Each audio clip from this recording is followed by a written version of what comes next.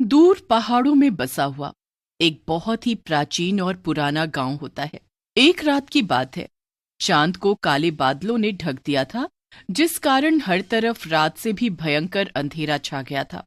जंगल की झाड़ियों में से 4 घोड़ों की चौकड़ी की सवारी जा रही थी, जिसमें 3 दोस्त अमित, गिरीश और नीरज होते हैं। यार अमित, गिरीश, ये जंगल कितना डरावना है ना। सुना है इस जंगल में भूत पिशाच जैसी काली शक्तियों का वास है। अबे चुप कर ओए, तू और तेरी घटिया बातें तू अपने पास ही रख। और नहीं तो क्या। भूत पिशाच को साधारण मत समझो, वो सच में होते हैं। इस गांव में कई सारे भूत पिशाच रहते हैं। अरे काका, ये गांव है इसीलिए ऐसा है। अब एक वीरान गांव भूतिया ही लगेगा ना, थोड़ी यहाँ पर शहर जैसी जगमगाहट होगी। हाँ गिरीश सही कह रहा है काका। नहीं, मैंने कहा ना कि काली शक्तियां सच में होती हैं। तुम लोग ये मानते क्यों नहीं? काका अब आप बोर मत करो यार, और चौकड़ी चलाने पर ध्यान दो। हम इस गांव में यहाँ के ऐतिहासिक पर्यटक स्थल देखने आए हैं। तुम लोग ऐसे नहीं मानोगे। वो आदमी चौकड़ी को गांव में ले जाने की जगह एक कब्रिस्तान में ले जाता है और तीनों दोस्त डर जाते हैं। ओह तेरी, ये तो कब्रिस्तान है। काका, ये काका कहाँ चले गए? यार अभी तो यहीं पर थे काका, अभी के अभी कहाँ गायब हो गए? ये सब क्या चल रहा है अमित? मैंने कहा था ना कि इस गांव में भूतों का वास है। लगता है काका एक भूत थे। क्या? अगर ऐसी बात है तो भागो यहाँ से, ये कब्रिस्तान है। हाँ, यहाँ कब्रिस्तान में रहना खतरे से खाली नहीं।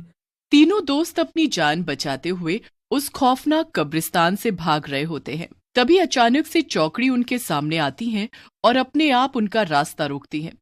चारों घोड़े उनकी तरफ गुस्से से देखते हैं और उन चारों की आंखें अचानक से लाल हो जाती हैं।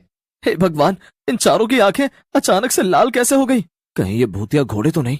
तभी अचानक से चारों घोड़ों में से 4 आदमियों की आत्माएं निकलती हैं और उन चारों डरावनी आत्माओं को देखकर तीनों दोस्तों के रोंगटे खड़े हो जाते हैं। तुम तीनों को मरना होगा।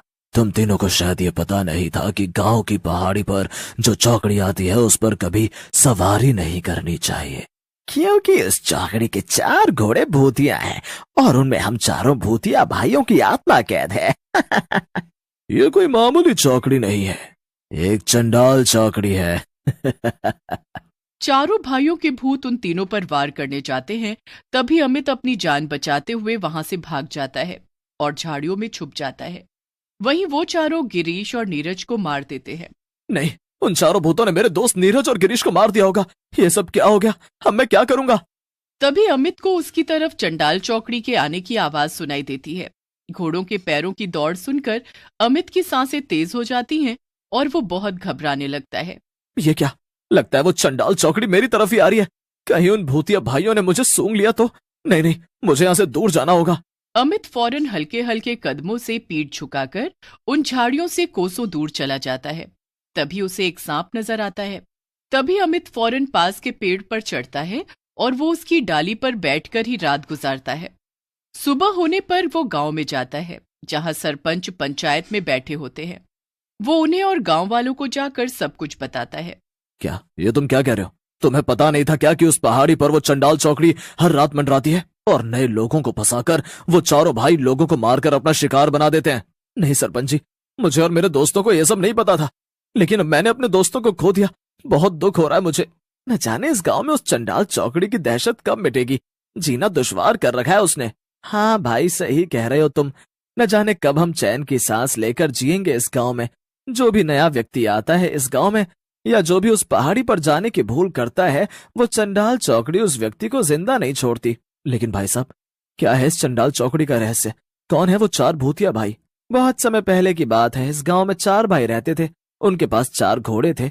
वो अपने घोड़ों पर गांव के लोगों को सवारी दिया करते थे और इस कारण गांव के बाकी सवारी वाले जैसे बैलगाड़ी, हाथ गाड़ी और अन्य सवारी वाले परेशान होने लगे, क्योंकि जिसे देखो वो बस उन 4 भाइयों के घोड़ों पर ही सवारी किया करते।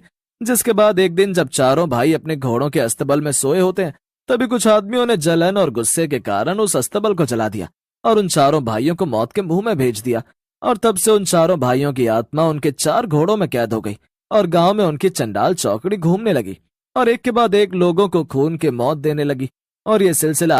आप लोगों ने कभी कुछ किया नहीं उस चंडाल चौकड़ी को खत्म करने के लिए? वो चंडाल चौकड़ी 4 भूतों की ताकत है। उसे जो भी खत्म करेगा वो अपनी जिंदगी से हाथ धो बैठेगा। क्या? हाँ, यही सत्य है उस चंडाल चौकड़ी का। अमित को बहुत डर लगता है, इसलिए वो दिन में ही शहर की तरफ प्रस्थान कर लेता है। लेकिन शहर पहुंचकर उसे याद आता है, अरे नहीं, मैंने अपना दूसरा बैग तो गांव में ही छोड़ दिया। उसमें मेरे सारे इंपॉर्टेंट डॉक्यूमेंट्स थे। अब मैं क्या करूं? उन डॉक्यूमेंट्स के बिना तो मैं कुछ भी नहीं कर पाऊंगा। चंडाल चौकड़ी के डर के चक्कर में तो मुझे कुछ याद ही नहीं रहा। अब मैं क्या करूं?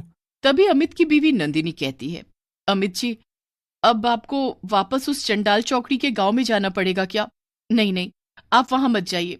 डॉक्यूमेंट से ज्यादा मेरे लिए आपकी जान कीमती है, और आपको कैसे पता कि वो डॉक्यूमेंट्स अब वहां हैं भी या नहीं? मुझे पता है कि वो डॉक्यूमेंट्स कहाँ हैं। जिस घर में मैं रह रहा था उस घर की अलमारी में ही रखे हैं वो। उस घर के मालिक और मालकिन बड़े ईमानदार लोग हैं। उन्होंने जरूर मेरे डॉक्यूमेंट संभाल कर रखे होंगे। लेकिन अमित जी, ठीक है, मैं भी आपके साथ चलूंगी फिर, वरना यहाँ पर आपकी चिंता करते ही मेरी जान निकल जाएगी। नंदिनी, पिछली बार जब हम उस गांव में गए थे तभी हमें चंडाल चौकड़ी के बारे में कुछ भी पता नहीं था, लेकिन इस बार मुझे सब कुछ पता है। इसलिए मैं उस पहाड़ी के रास्ते से जाऊंगा ही नहीं। फिर दूसरा रास्ता? हाँ नंदिनी, गांव में जाने के लिए दो रास्ते हैं। एक पहाड़ी से होकर जाने वाला रास्ता और वो दूसरा रास्ता जो पूरी तरह सुरक्षित है। तुम बिल्कुल भी चिंता मत करो, मैं दिन में जाऊंगा और दिन में ही लौट आऊंगा, ठीक है? ठीक है अमित, अपना ध्यान रखना। एक मिनट, ये लो, ये सुरक्षा कवच है। हमारे पड़ोसी उज्जैन गए थे, वहीं से लाए हैं। इसे बांध लो अपनी कलाई पर। नंदिनी अमित की कलाई पर वो सुरक्षा कवच धागा बांध देती है और अमित अपने डॉक्यूमेंट्स गांव से लाने के लिए वापस गांव की तरफ चल पड़ता है। वो सुबह के समय गांव में जाता है और अपने डॉक्यूमेंट्स लेता है। हमने तुम्हारे डॉक्यूमेंट संभाल कर रखे थे बेटा, ये लो। Thank you so much uncle, आप सच में बहुत अच्छे हैं। अरे बेटा, तुम मेरे ही बेटे जैसे हो। जी काका, धन्यवाद, आता हूँ। हाँ बेटा, संभल कर जाना। अमित वहां से निकल जाता है। अब दोपहर के 2 बज चुके थे। चलो अच्छा है, अब मैं उस पहाड़ी वाले रास्ते से नहीं, सुरक्षित रास्ते से ही जाऊंगा। फिर 3 बजे की बस पकड़कर मैं शहर की तरफ निकल पड़ूंगा। धन्यवाद भगवान जी, अब बस सही सलामत शहर पहुंचा दीजिए मुझे। अमित उस दूसरे सुरक्षित रास्ते से जाने लगता है, लेकिन तभी उसका पैर एक भूसे पर जाता है और वो फिसल कर एक गड्ढे में जा गिरता है। अमित 1 घंटे से भी ज्यादा समय तक मदद की गुहार लगाता है, लेकिन उसकी मदद के लिए वहां पर कोई भी नहीं आता और वो बेचारा अब 3 बजे की बस मिस कर देता है।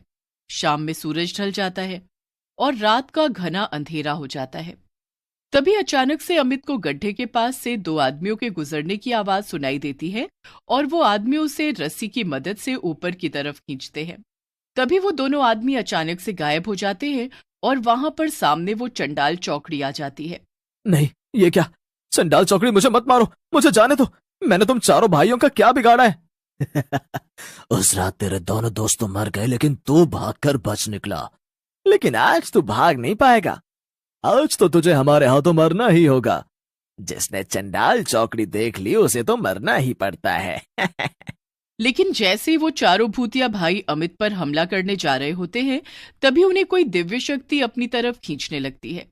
वो मायावी चंडाल चौकड़ी अपने आप पीछे की तरफ जाने लगती है और कब्रिस्तान पहुंचती है। अमित भी वहां जाता है और वो देखता है कि नंदिनी ने तांत्रिक से करवाया है। चंडाल चौकड़ी तांत्रिक के बिछाए जाल में फंस जाती है। क्या? नंदिनी? नंदिनी तुम? हाँ अमित, मैं जानती थी 3 बजे की बस मिस करने पर तुम जरूर किसी मुसीबत में फंसे हो, इसलिए मैंने फौरन शहर से यहाँ के पास की एयरपोर्ट तक आने वाली फ्लाइट पकड़ी और तांत्रिक जी के साथ यहाँ आ गई। जिस तंत्र से लोग बुरे काम करते हैं, आज उसी तंत्र से बुराई पर अच्छाई की जीत होगी। ये बाबा बहुत महान और सिद्ध बाबा हैं। तभी अचानक से चारों भाइयों की आत्मा नष्ट हो जाती है और साथ ही वो चारों भूतिया घोड़े भी जलकर राख हो जाते हैं। नंदिनी के इस साहस के कारण उस गांव से चंडाल चौकड़ी का कहर खत्म हो जाता है और सभी चैन से